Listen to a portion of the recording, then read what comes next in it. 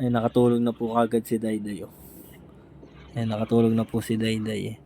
Oh. Gising pa yan? Hindi, tulog na yan, ah. Tingnan mo, malala.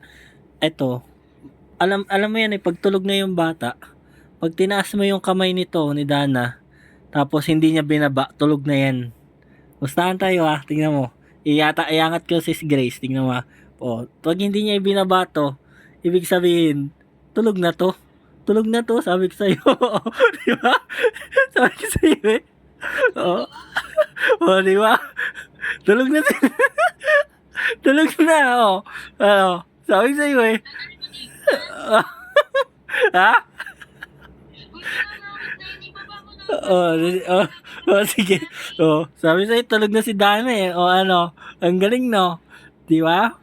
Sabi sa'yo, ganun kasi, ganun, Sis Grace, ganun kasi ang bata kapag tulog na. Malalaman mo yung kamay niya pag tulog na talaga. Pag inangat mo to, hindi niya ibababa yan. Kasi tulog na siya, eh. Tingnan mo, ha? Tingnan mo, tingnan mo.